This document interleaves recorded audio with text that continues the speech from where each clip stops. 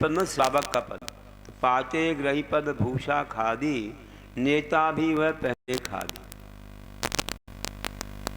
कि जो लोग ये गृहस्थ का एक प्रतिमाधारियों का स्थान पाते हैं, तो वे लोग धीरे धीरे सादगी की ओर आकर के खादी पहनने लग जाते हैं। नेता भी समाज को सुधार की दृष्टि से एक सादा जीव के रूप में अपनाते हुए चलते हैं। इतना है कि खादी पहने तो वो खाकी भी पहनते हैं। देखो पुलिस की वर्दी खाकी की ओर, लेकिन उस पोशाक के अनुरूप जीवन होना चाहिए। न्याय नीति से चलेंगे तो काम अच्छा होगा, और नहीं तो लोग क्या बोलेंगे अगर न्याय नीति नहीं करेंगे। तो एक जगह लिखा था, दिल्ली तरफ मेरा बिहार हो रहा था, एक बहुत बड़ा बैनर लगा हुआ था और उसमें लिखा था, क्या लिखा था कि खाकी और खादी ने की है देश की बर्बादी। ये क्या लिखा है? वो बताया किसी नेता ने, किसी विशेष व्यक्ति ने लिखवाया इतना बड़े रूप में। तो क्यों लिखवाया ऐसा? मतलब अगर अन्याय नीति करता है, सब तो ऐसे नहीं होते हैं, कोई अन्याय नीति करता है तो उससे देश की बर्बादी हो जाती है। उन्होंने कुछ भाव प्रकट किया हो। तो अपन कहते हैं कि खादी पहनो या खाकी, खादी पहने हो या खाकी, न्याय चलो तो कर्ज न बाकी। खादी पहने हो या खाकी, न्याय चले तो कर्ज न बाकी। अगर न्याय से चलोगे तो तुम्हारा कर्मों का कर्ज भी चुक जाएगा। कर्जा अनादिकाल से लिया हुआ है हम लोगों ने, बहुत कर्म संजोए हैं। वो कर्मों का कर्जा तभी चुकेगा जब हम व्रत नियम संयम के साथ खादी आदि पोशाक पहनेंगे, तो फिर उसका अच्छा परिणाम होगा। मन और तन सब एक होंगे, अपने वचन भी वैसे उसके अनुरूप ही होंगे, तो अच्छा होगा। और भी है कि अगर कर्मों का कर्जा ना चुके तो फिर तो बर्बादी है।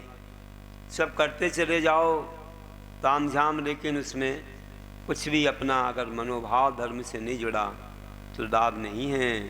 तो बाकी कर्म कर्ज बर्बादी, खाकी हो या फिर वह खादी। कि बाकी कर्मों का कर्जा है वो नहीं चुका रहे हो, नियम संयम नहीं ले रहे हो, तो बर्बादी है। चाहे खाकी पहन लो चाहे खादी पहन लो, उससे कुछ होने वाला नहीं है। तो इस प्रकार जानिए कि बाकी कर्म कर्ज बर्बादी, खाकी हो या फिर वह खादी। खादी मोटा है पहनावा, दया धर्म बिन हो पछतावा। कि खादी जो मोटा पहनावा है, हाथ से बनाते थे चरखा वगैरह चला करके।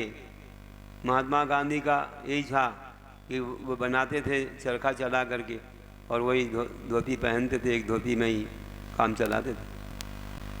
तो पुराने लोग ऐसे ही थे। हमारे यहाँ भी बहुत विशेष सब हुए, जितने भी देखो जिन लोगों ने संविधान में बहुत काम किया, देश की स्वतंत्रता में काम किया, वे सब ऐसे ही वस्त्रों को पहनने वाले, मोटा पहनावा था, टोपी भी लगाते थे। यहाँ पे मिश्री लाल गंगवार कैसे थे?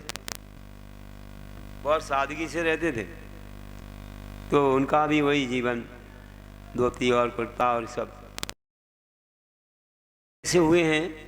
और पुराने ज़माने से हमारा आ रहा है। लोग कहते हैं कि महाराज जी आज की ड्रेस में पहन के आहार और पूजा में क्या बाधा है? आहार देने लग जाएं, पैंट शर्ट में अच्छे सोडा के डाल देंगे, अभिषेक भी कर देंगे। तो भैया ऐसा है कि आपको देख कर के कोई अंतर कैसे समझेगा कि सामान्य व्यक्ति ऐसा और आप भी वैसे? तो कौन शुद्ध है अशुद्ध है, इसकी पहचान उन बातों से होती है।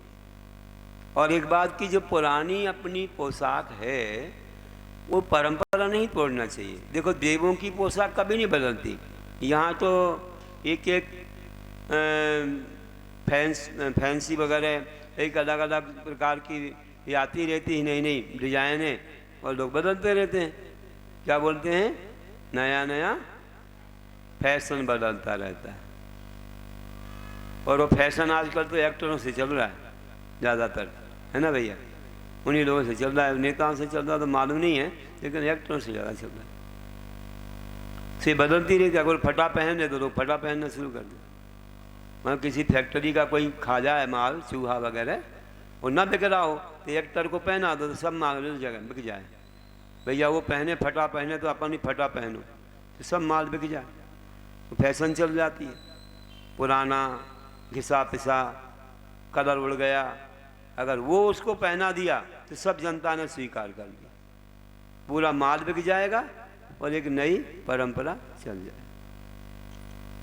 गलत बात है। हमारे यहाँ कटे फटे कपड़ों को पहनना अशुभ माना है, अशुभ है। उससे कुछ पहचान होती है, तो दिया है रिश्ते समीक्षा वगैरह में कि कहाँ कैसा फटा है, उससे मालूम पड़ता है क्या रही है, क्या अशुभ घटने वाला है। कभी फटे कपड़े नहीं पहनना चाहिए।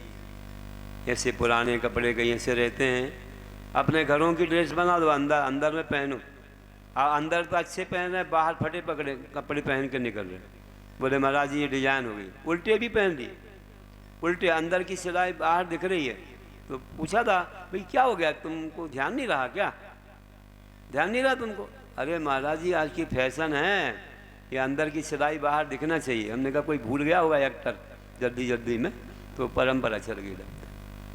तो ये ऐसा गड़बड़ है सबका। तो पागलों जैसे लगते हैं लोग, इतने अच्छे होके, धन पैसे वाले, अच्छे कुल वाले होके भी पहनावा से कैसे लगते हैं कि जैसे इनका दिमाग सही ठिकाने नहीं है। तो ध्यान रखना चाहिए कि हम लोगों को ये अच्छे पहनावे पर आना चाहिए। कि पिताजी से मैंने कह दिया रांची में, उल्टी शर्ट पहन के आया, ये बात से बड़े रईस बात। तो मैंने कहा पिताजी देखो तुम्हारे बेटा क्या हो गया इसके दिमाग में, लगता है ये दिमाग इसका फैल हो गया है, देखो ये क्या पहन के आए। ओ महाराज जी ये तो आजकल की फैशन है। अरे मैंने कहा क्या कह रहे हैं। तो ध्यान रखना। हम तो कई बच्चों को समझाते हैं, मेरे पास आते हैं कि फटे कपड़े नहीं पहनना है, छिने हुए कपड़े नहीं पहनना है, ये अपने घर की ड्रेस बना लो अंदर की। या होली पे पहनते थे लोग, गंदा कर देंगे लोग करके, होली पे पहनते थे। लेकिन आजकल तो दरिद्रता की निशानी है। चलिए, तो कह रहा था कि खादी मोटा है पहनावा, दया धर्म में हो पछतावा। अगर दया नहीं पालोगे तो पछतावा है कि तुमने पहन तो लिया लेकिन कर क्या रहे हो। इतना अच्छा तुमने सादगी का भेष लिया और मानो कोई आमिष खा रहा हो, मधु मांस का सेवन कर रहा हो, तो ये पहनने से क्या लाभ है? तुम्हारा मन तो गंदा है, ऊपर तो है सफ़ेदी और मन हो रहा है गंदा।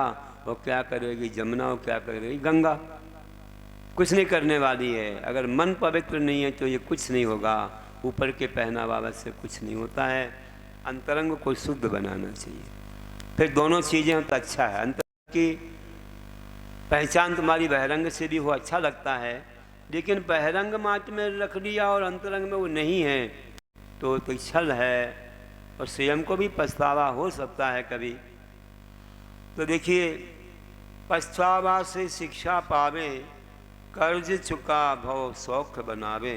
कुछ पश्चाताप का अपने अंदर हो गया तो उससे हम कुछ शिक्षा ले लें कि ये काम अच्छा नहीं है, ऐसे करने से कुछ सार मिलने वाला नहीं है। तो कर्म का कर्जा चुकाएंगे तो अपने भव को सुखी बना लेंगे, अन्यथा हमारा भव दुखी रहता है, हमारा जीवन अशांति में रहता है। इसलिए बनावे अपना संयमित जीवन, वृद्ध चारित्पा भव हो पावन। अपने जीवन को संयमित बनाएं, संयमी बनाएं, इंद्रियों को पापों से रोकें और प्राणियों की रक्षा करें, देखभाल के चलें और थोड़ा अपने मन पर भी लगाम लगा के और अच्छे सादगी से जिएंगे तो कई रोगों से बचेंगे। रोज़ पकवान खाने वाले, अच्छे अच्छे मालटाल खाने वाले लोग बीमार पड़ते हैं तो बाद में डॉक्टर कहता है तो सुगंध ले लो, बस देख लो, खा नहीं सकते। हमेशा को छूट जाता था, तुमने कंट्रोल नहीं रखा तो हमेशा को शक्कर छूट गई, हमेशा को पकवान छूट गए, फिर क्या करोगे? डायबिटीज हो गई, कई बीमारी हार्ट वगैरह की आ गई। तो अगर शुरू से कंट्रोल रहा कि अपन पर्व दिनों में खाओ, कभी कभी खाओ, मात्रा से खाओ, तो आप रोगों से बचे रहोगे, नहीं तो बहुत दुख होगा। तो संयम है वह इंद्रिय संयम, प्राणी संयम भी। हम ऐसे कार्य करें कि किसी जीव को कष्ट ना हो, देखभाल के चलें, कोई आरंभ सारंभ के ऐसे काम ना हो। बहुत बड़ी बड़ी ऐसी कुछ कंपनी तो डाल देते हैं, लेकिन उनमें बड़ी बड़ी हिंसा होती है, हिंसा होती है उनमें, कई जीव मरते हैं। तो आज कई फ्लोर मिल वगैरह हैं, उनमें बहुत बिना सुधा हुआ, बिना छना हुआ धान न जाता है, कितनी हिंसा हो जाती है। एक व्यक्ति ने तो करीब 6 करोड़ की फैक्ट्री बंद कर दी। बोले मेरे माता पिता ने आकर देखा, अरे इतने जीव हैं इसमें, ये क्या पीस रहे हो तुम, आटा बना रहे हो फ्लोर मिल, और इतने जीव हैं इसमें, देखो ये सब मर रहे हैं, बेटा हम नहीं आएंगे अब तुम्हारे यहाँ। तो उन्हें कान पकड़े, बोले आज से फैक्ट्री बंद, सीधे से बेच दी पूरी फैक्ट्री। हम वहाँ गए थे तिरदा, जहाँ महाराज जी ने, अपने गुरु महाराज जी ने एक अंतिम पंचगणना करवाया था। न्योरा तिरदा है छत्तीसगढ़ में। तो हम जब शिखर जी जा रहे थे तो वहाँ गए थे, तो मंदिर का काम चालू था। वहाँ एक व्यक्ति थे, वह बहुत दूर के थे, कहीं कोई शहर के, वहाँ आकर के फैक्ट्री डाली थी। तो बोले महाराज जी अब मैं वापस जा रहा हूँ। क्यों?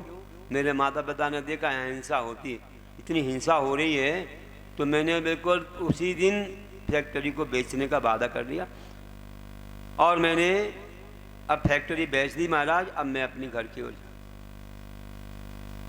तो आप देखिए कि माता पिता के भावों को भी बच्चे पहचानते हैं या कद्र करते हैं, आदर करते हैं कि चलो माता पिता ने इतना बड़ा किया, सब दिया, तो चलो उन्होंने जो कहा है हम उनकी बात रखें, उनको मन में अशांति नहीं होना चाहिए, छोड़ के चले गए। इस प्रकार से अपने जीवन को बहुत अच्छा बनाना, संयमित बनाना चाहिए। नहीं तो ये धन की कमाई तो कर लेंगे और पाप की कमाई होती रही, वो साथ चली जाएगी, पाप तो साथ जाएगा, धन तो यहीं रह जाएगा। फिर कहाँ काटेंगे, किस जन्म में काटेंगे? अभी तो ज्ञान मिला, जैन धर्म मिला तो हम काट लेंगे, बाकी अगले जन्म में कहाँ जाएंगे क्या मालूम, कौन सी गति में जाएंगे, फिर कैसे धो पाएंगे अपने कर्मों को। तो आप दया पालोगे तो धन तो आएगा तुम्हारी दया के पुण्य से, ऐसे रास्ते खुल जाएंगे, पूछो मत, बहुत रास्ते खुल जाएंगे। लेकिन अन्याय से धन कमाना पश्चाताप का कारण हो जाता है। इसलिए अपने जीवन में हमें व्रत चारित्र से अपने भाव को पावन बनाना है। तो पावन हो भव सन्यासी बन, कृष्ण हो कसाय व व्रतधारी बन। पावन हो भव सन्यासी बन, सन्यासी बनोगे तो पावन हो जाएगा भव। तो पावन हो भव सन्यासी बन, कृष्ण हो कसाय व व्रतधारी बन। तो अपना जीवन अगर पावन बनाना है तो सन्यास लेना सबसे उत्तम है। अगर उतना ना कर पाए तो सन्यासियों के भक्त बनो, और कुछ जीवन में नियम संयम अपने जीवन में दिखेगा तो निश्चित रूप से एक अपनी पहचान होगी कि हमने दया का मार्ग स्वीकार किया है और गुरुओं का मार्ग हमें शांति देने वाला है। हमारी कषाय भी कृष होती चली जाएंगी, और कषाय और इस काया का कृष होना ही अंतिम पड़ाव में पास होना है। जब सरदेखना लेंगे, अब कषाएँ ज़्यादा रही तो सरदेखना नहीं होती, और तन भी खूब स्थूल रहा तो नहीं होती, तन को भी दुबला करना पड़ता है और कषाय को भी कृष करना पड़ता है। कषाय कृष होती है तो हमारा जीवन बहुत अच्छा विशुद्ध होता है। देखिए आप लोग बोलते हो लेखन, लेखनी से लिखते हो, तो लेखनी से क्या होता है, स्याही, जो स्याही होती है ना वो कृष होती जाती है, कम होती जाती है। तो सरल लेखन, लेखन का अर्थ होता है कृष करना, पतला पतला करना, कृष करना का नाम लेखन है। ये संस्कृत में इसका अर्थ ऐसा है। लिखना मतलब स्याही को कृष करना, कम होती है स्याही पेन में से। तो वैसे कषायों को कृष करना, कषायों को कृष करना और शरीर को कृष करना सरलेखना है। सरलेखन, लेखन में कृष करना, सद मतलब सत, समीचीन रूप से कृष करना मतलब हो गया कि सरलेखना लेना। और ऐसे कृष करना तो लिखना तो मात्र स्याही को कृष करना है, तो शरीर और कसायों को कष्ट करेंगे। जब अंत में अंतिम पड़ाव आएगा, 12 वर्ष की हो या कुछ वर्ष की हो, तो हमारा ये जीवन धन्य हो जाएगा। हम भावना रोज भाते हैं कि समाही मरणम, आप बोलते हो ना, सुगई गमनम समाही मरणम, दुख कहो कम्मा कहो बोहिला सुगई गमनम समाही मरणम, जिन गुण संपत्ति हो। रोज भावना बातें हो कि मेरा समाधि से मरण हो, वही सब देखना मरना। उसकी तैयारी, उसकी भावना हमेशा बहना चाहिए कि हमको ये चीज़ मिल जाए, तो समझ लेना कि तुमने जीवन की सच्ची परीक्षा दे दी। परीक्षा के समय बुखार आ गया तो वर्ष भर बेकार हो गए। ऐसे जीवन भर खूब संयम पाला, लेकिन अंत में संवेदना ना ले पाए, त्याग ना कर पाए, मोह ना छोड़ पाए, तो समझ लेना कि हम परीक्षा में फेल हो गए। और संलेखना से जो जाता है, एक जो भाव में या 7-8 भाव में नियम से वह भाव से पार हो जाता है, मोक्ष हो जाता है उसे। तो कहा कि तन से राग सूखता जानो, बड़े विशुद्धि निज शुद्धि मानो।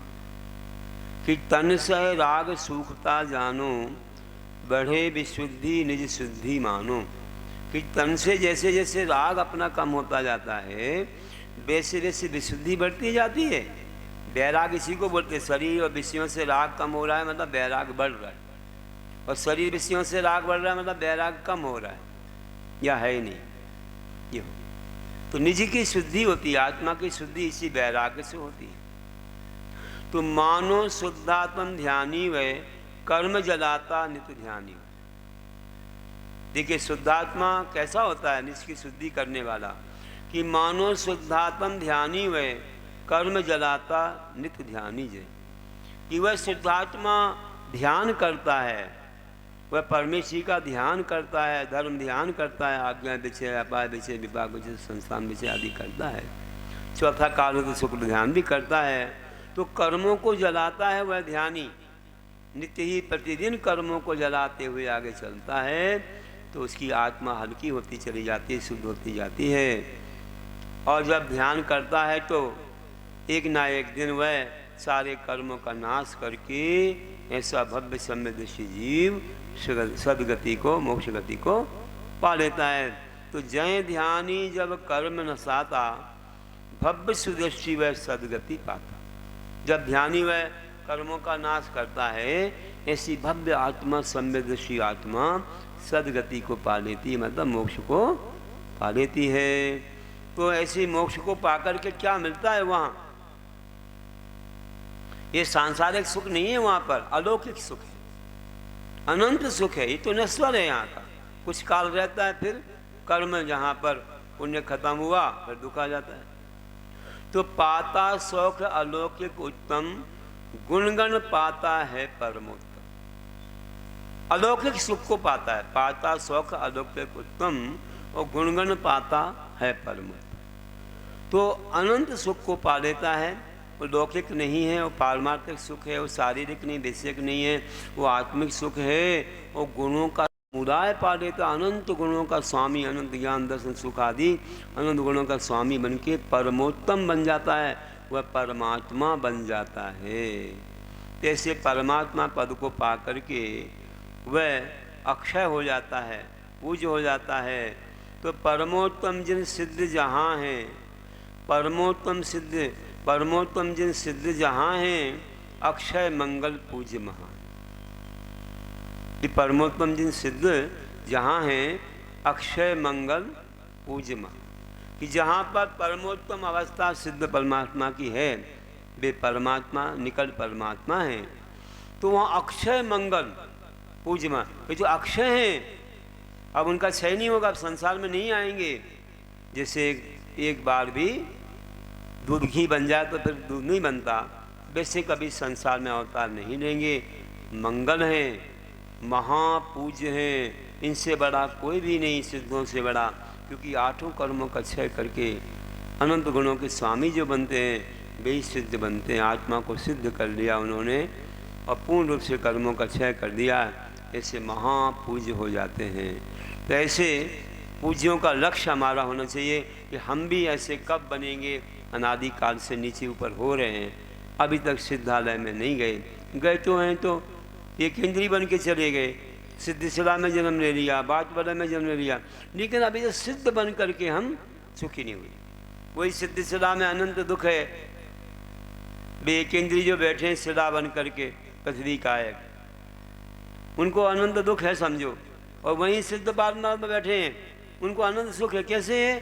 क्योंकि उन्हें कर्मों का क्षय किया है, इससे अनंत सुखी है, और बाजू वाला अनंत दुखी है। तो हमें अनंत दुख नहीं पाना, अब अनंत सुख पाना है। तो हैं जिन ध्यान लक्ष्य में पावन, जिनसे उन्नत होता जीवन। हैं जिन ध्यान लक्ष्य में पावन, जिनसे उन्नत होता जीवन। कि जो जिनेन्द्र भगवान है वह हमारे ध्यान में वही लक्ष्य है कि हमें सिद्ध बनना है। वो पावन हमारा लक्ष्य है कि हम सिद्ध पद को पाएंगे, जिनसे उन्नत होता जीवन। हमारा जीवन उन्नत हो जाएगा, इतनी उन्नति कर देंगे कि उससे ऊंची अवस्था और कोई दूसरी नहीं। सिद्ध से बढ़ के कौन है भैया बताओ? सबसे अंतिम अवस्था है, सबसे अंतिम लक्ष्य है, उसके बाद सब यात्रा समाप्त। फिर ये 84 का चक्कर, चारों गति का चक्कर सब मिट जाता है, और फिर अनंत काल वहीं रहते हैं। जैसे घी की सुगंधी फूटती है, वैसे उनके गुणों की सुगंधी समझो पूरे लोक में सबके लिए आनंदित करती है। हम ओम नमः सिद्धिव्या बोलते हैं, ध्यान करते हैं उनका, उनकी पूजा करते हैं, तो जिनसे उन्नत होता है हमारा जीवन। इस प्रकार हम लोग ध्यान रखें। और जीवन स्वाद बढ़ाए मिश्री। सबसे मीठी चीज़ क्या है भैया आज के काल में? मिश्री है ना। मिश्री से बढ़कर कोई मीठा पदार्थ नहीं है इस काल में। अमृत तो मिलता नहीं है, बस वही है आपके लिए, उसी का लड्डू चढ़ाते हो, सब कुछ करते हो। तो जीवन स्वाद बढ़ाए मिश्री, और आर्जव बन भवी पाए जिनश्री। जीवन स्वाद बढ़ाए मिश्री, और आर्जव बन भवी पाए जिनश्री। तो जीवन का स्वाद जैसे मिश्री बढ़ाती है, वैसे ही हम अपने आत्मा को सरल बना करके जिन श्री को प्राप्त करें। जिन श्री क्या है? वह मोक्ष लक्ष्मी है। उसको हम पाएं तो सच्चा सुख मिल जाए। वह सच्चा सुख मिश्री से भी कई गुना अधिक है, लेकिन मिश्री से ज़्यादा कोई चीज़ आज हमें मीठी मिलती नहीं है। इसलिए आप मिश्री चढ़ाते हो, उसका लड्डू बना के चढ़ाते हो कि उन्हें अनंत सुख को पा लिया। ये मिश्री अनंत सुख का प्रतीक है, तो मीठे का लड्डू चढ़ाते हो और खुशी मनाते हो। तो जिन श्री को पाने के लिए हमें क्या करना पड़ेगा?